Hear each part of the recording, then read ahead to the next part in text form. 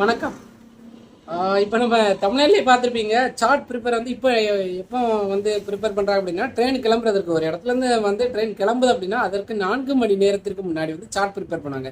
Chart prepare அப்படின்னா என்னென்னா, யார் யாருக்கு எந்தெந்த சீட்டு இப்போ வெயிட்டிங் லிஸ்ட்டில் நிறைய பேர் புக் பண்ணியிருக்கலாம். அவங்களுக்கு வந்து கன்ஃபார்ம்லி மட்டும்தான் விழுந்திருக்கும். ஆனால் அந்த எந்த சீட்லையும் விழாது. சிலவங்களுக்கு கன்ஃபார்ம்லேயும் விழாது. அது வந்து சார்ட் ப்ரிப்பேர் பண்ணும்போது தான் கன்ஃபார்ம் பண்ணி விடுவாங்க. இப்படிலாம் இருக்குது. இந்த சார்ட் ப்ரிப்பேர் வந்து 4 மணி நேரத்திற்கு முன்னாடி உள்ளதை 24 மணி நேரத்துக்கு முன்னாடியாக மாற்ற போகிறதா ஒரு அறிவிப்பு வெளியாக இருக்குது.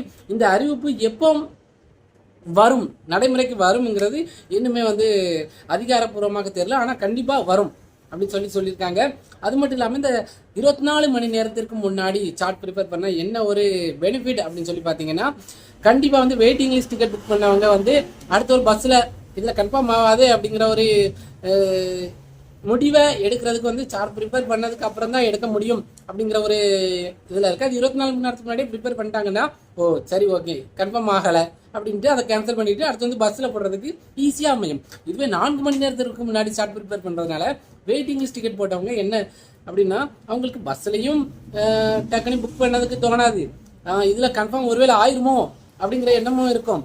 அதனால அவங்க வந்து குழம்பிட்டே இருப்பாங்க. இப்போ 24 மணி நேரத்துக்கு முன்னாடினா அந்த குழப்பங்கள் இருக்காது. ஓகேவா? இப்போ வந்து உங்களுக்கு வந்து சார்ட் ப்ரிப்பேர் 24 மணி நேரத்துக்கு முன்னாடி பண்ணுனா அது வந்து பயனாக இருக்குமா, இல்லைனா வந்து அதுவும் கஷ்டம் தானா அப்படின்னு சொல்லிட்டு நீங்கள் கீழே கமெண்ட் பண்ணுங்கள். அடுத்து ஒரு நல்ல இன்ஃபர்மேஷனோட சந்திப்போம். தேங்க்யூ.